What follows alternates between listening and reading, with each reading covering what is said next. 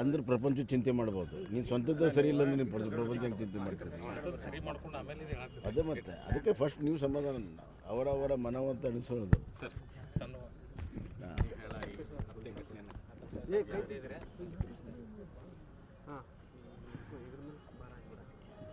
ಇದೊಂದು ಅತ್ಯಂತ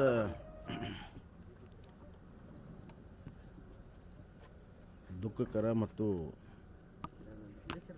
ಆಘಾತಕರವಾದಂಥ ಒಂದು ಘಟನೆ. ಬಹುತೇಕವಾಗಿ ಯಾರೂ ಕೂಡ ಊಹಿಸಿಲ್ಲ.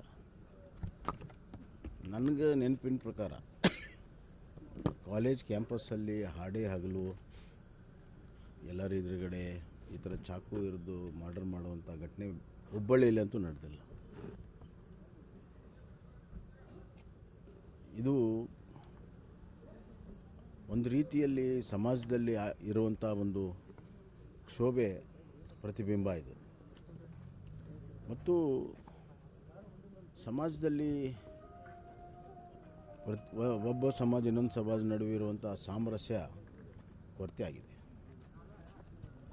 ಎರಡನೇದಾಗಿ ಕಾನೂನು ಸುವ್ಯವಸ್ಥೆ ಸಂಪೂರ್ಣವಾಗಿ ಕುಸಿದಿದೆ. ಏನಂದರೆ ಮರ್ಡರು ಮಾಸ್ ಮರ್ಡರ್ ಕಾಮನ್ ಆಗಿಬಿಟ್ಟಿದೆ. ನೋಡಿ ಇವತ್ತೇ ನೋಡಿ ಗದಗನಲ್ಲಿ ಒಂದೇ ಫ್ಯಾಮಿಲಿ 4 ಜನ ನಮ್ಮ ನಗರಸಭೆ ಉಪಾಧ್ಯಕ್ಷರ ಅವ್ರ ಎಂಟೈರ್ ಫ್ಯಾಮಿಲಿ ವೈಫೌಟ್. ನಿನ್ನೆ ಬೆಂಗಳೂರಿನಲ್ಲಿ ಒಂದು ಫ್ಯಾಮಿಲಿ 4 ಜನ ಅಲ್ಲಿನೂ ವೈಫೌಟ್ ಆಯಿತು. ಈ ಥರ ಹಲವಾರು ಘಟನೆಗಳು ಕಳೆದ ಹಲವಾರು ತಿಂಗಳಿಂದ ನಡೀತಾ ಇದೆ. ಏನಾಗಿದೆ ಅಂದರೆ ಕಾನೂನಿನ ಹೆದರಿಕೆ ಇಲ್ಲ, ಪೊಲೀಸರ ಹೆದರಿಕೆ ಇಲ್ಲ.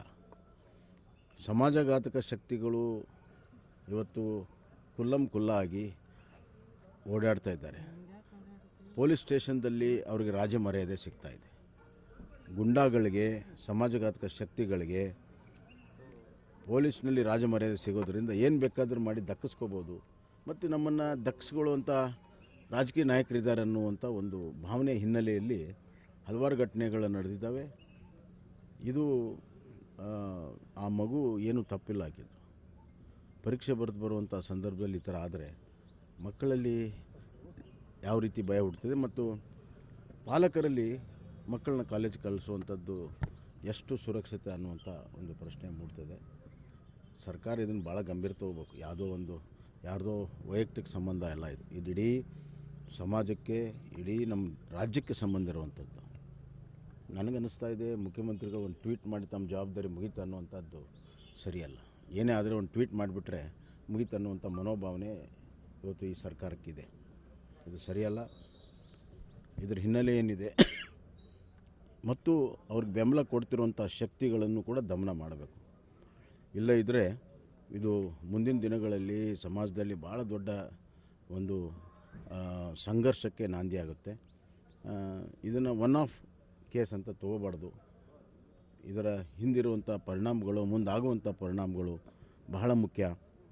ಅದಕ್ಕೆ ನನಗನ್ನಿಸ್ತಾ ಇದೆ ಇದು ಉನ್ನತ ಮಟ್ಟದ ತನಿಖೆ ಆಗಬೇಕು. ಇಲ್ಲಿಯ ಸ್ಥಳೀಯ ಪೊಲೀಸರಿಂದ ಆಗಲ್ಲ. ನಾನು ನೋಡ್ತಾ ಇದ್ದೇನೆ ಹುಬ್ಬಳ್ಳಿ ಧಾರವಾಡದ ಪರಿಸ್ಥಿತಿ. ಇಲ್ಲಿಯ ಕಮಿಷನರಿಂದ ಹಿಡಿದು ಎಲ್ಲರೂ ಕೂಡ ನಿಷ್ಕ್ರಿಯರಾಗಿದ್ದಾರೆ. ಯಾವುದೇ ಪ್ರಕರಣ ಬಂದರೆ ಮಾಮೂಲಾಗಿ ಅದನ್ನು ಟ್ರೀಟ್ ಮಾಡುವಂಥ ಪ್ರವೃತ್ತಿ ಇದೆ. ಅವ್ರ ಹೇಳಿಕೆಗಳು, ಅವ್ರಿಗೂ ತನಿಖೆ ಮಾಡ್ತಿರುವಂಥ ರೀತಿ ನಾನು ನೋಡಿದ್ದೇನೆ. ಬಹಳ ಹಗುರವಾಗಿ ತೆಗೆದುಕೊಳ್ತಾರೆ. ನಾವು ಭಾಳ ಗಂಭೀರ ತೊಗೊಳ್ತೇವೆ ಅಂತಾರೆ, ಆದರೆ ಯಾವುದೂ ಗಂಭೀರತೆ ಅವರ ತನಿಖೆಯಲ್ಲಿ ಕಾಣ್ತಾ ಇಲ್ಲ. ಹೀಗಾಗಿ ಇದು ಒಂದು SIT ಮಾಡಬೇಕು. ಮತ್ತು ಈ ಥರದ ಪ್ರಕರಣಗಳೇನಿದ್ದಾವೆ ಮಾಸ್ ಮರ್ಡರ್ಗಳು, ಇದ್ರ ಬಗ್ಗೆ ಸರ್ಕಾರ ವಿಶೇಷವಾಗಿ ಕಾರ್ಯಾಚರಣೆಯನ್ನು ಮಾಡಬೇಕು.